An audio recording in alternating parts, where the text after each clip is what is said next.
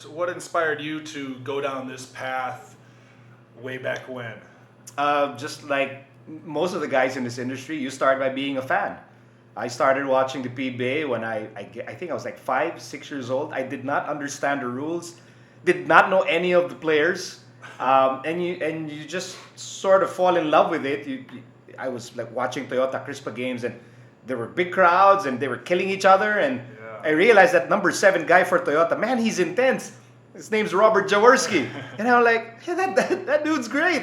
He likes kicking people and elbowing people, and he's going to do anything to make his team win. And I think that's why Toyota became my all-time favorite team, the first team that I cheered for, and that's going to be the last PBA team that I'll cheer for.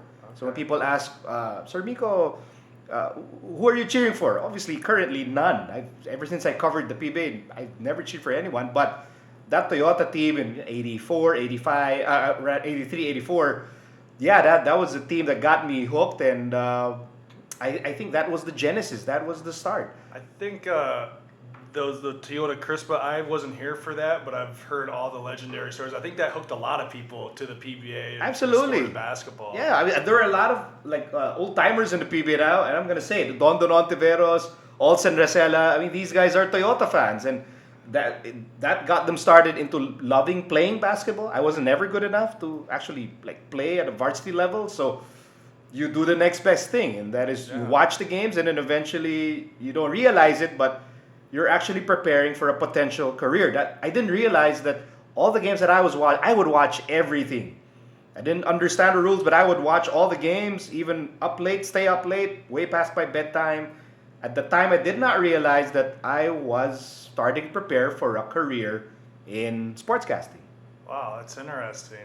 I'm sure you learned a lot watching all those games. Now, did you go to college? Did you study? Is there any back then or even now? I think now there is sports journalism or journalism, but were you able to? Did you know that early that that's what you wanted to pursue or to study in college or not? No, no, not at all. All I knew was I just loved watching basketball. So I went to Ateneo for college, and then I took up communication arts because I wanted a career either media or advertising. And I was actually leaning towards advertising. I wanted to be like an account executive in a necktie, meet clients in Makati and whatnot, and try and produce commercials and stuff. Because I had no idea that I could go on cam. I'd be the last person to say that I'd be a comfortable person in front of the camera. That was not me Huh. in college. And so I think the turning point was, Sev Sarmenta, who's one of my mentors in broadcasting, he was one of my teachers. Oh wow. And he was my teacher in TV production. And so all the projects, make a TV station, make a TV show, make anything.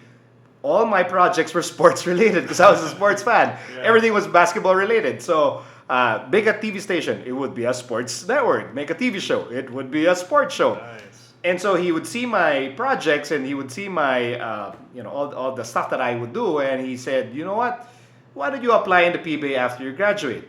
And I was like, maybe as a writer or as a producer, but I never thought that we're sitting here right now, and I'm talking to you, and I would be like a quote unquote veteran broadcaster. I never thought in a million years that that would happen. I was just a fan who enjoyed watching basketball and talking about basketball and producing stuff about basketball. That's all I wanted to do. And for some reason, advertising didn't want me. They, I, I sent out my resume and I wanted to work for certain ad agencies. They never called. So this basketball opportunity came up, and yeah, and so